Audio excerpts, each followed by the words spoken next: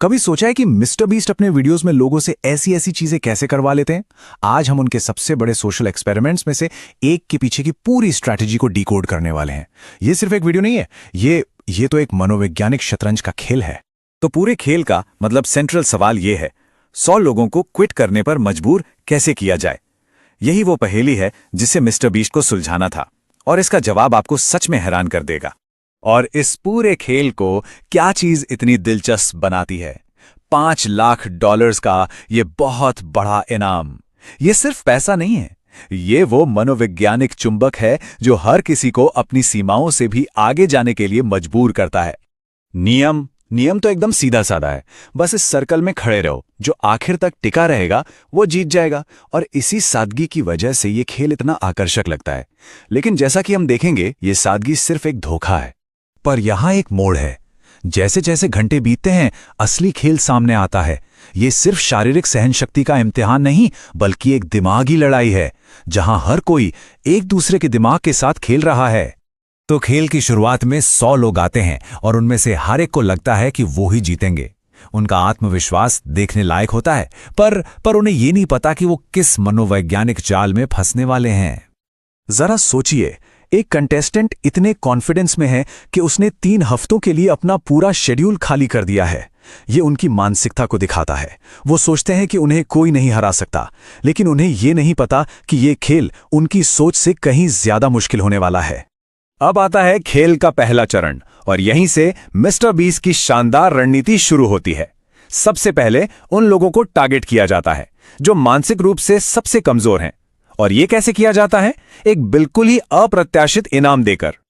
ये देखिए, ये एक जबरदस्त चाल है।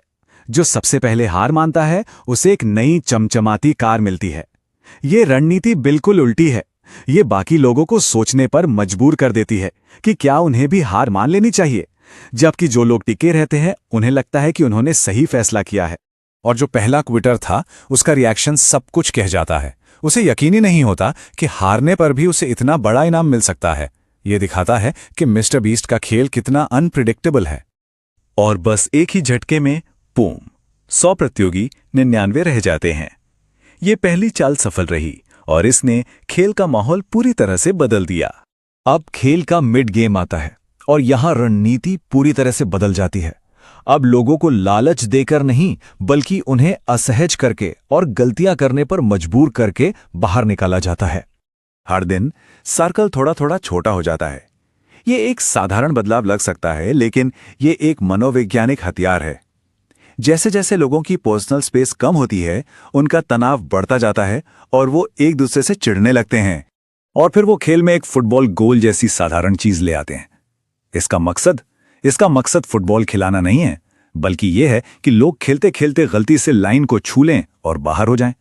यह लोगों को बाहर निकालने का एक बहुत ही चालाक तरीका है।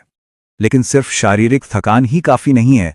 अब मिस्टर बीस्ट को उनके दिमाग पर सीधा हमला करना है। सवाल यह है कि किसी के मानसिक धैर्य को कैसे तोड़ा जा सकता है, और इसका जवाब है ध्वनि।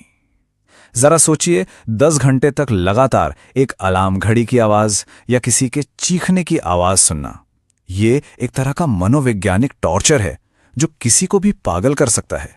और एक प्रतियोगी की ये बात सब कुछ कह जाती है। मेरे दिमाग के सेल्स हर सेकंड मर रहे हैं। इससे पता चलता है कि यह दिमागी हमला कितना असरदार था। अब खेल और भी बड़ा और दिलचस्प हो जाता है।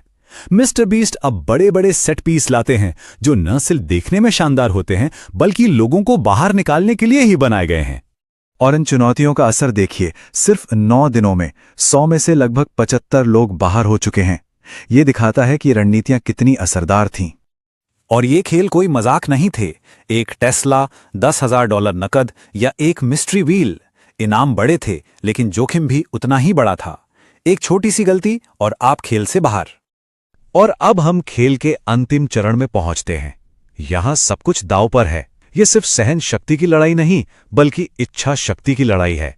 और अंत में एक ऐसा मोड़ आता है जिसकी किसी ने उम्मीद नहीं की थी। अंतिम दिनों में नियम और भी मुश्किल हो जाते हैं।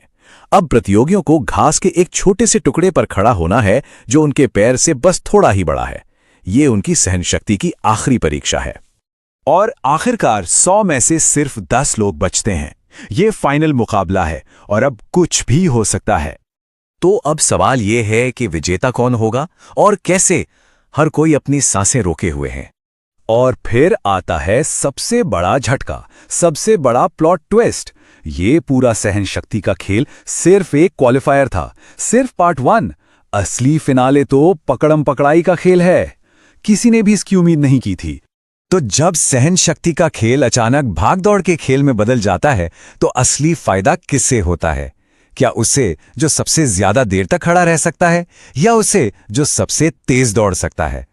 ये सवाल हमें दिखाता है कि मिस्टर बीस्ट के खेल कितने अप्रत्याशित हो सकते हैं और जीतने के लिए आपको हर चीज के लिए तैयार रहना पड़ता है।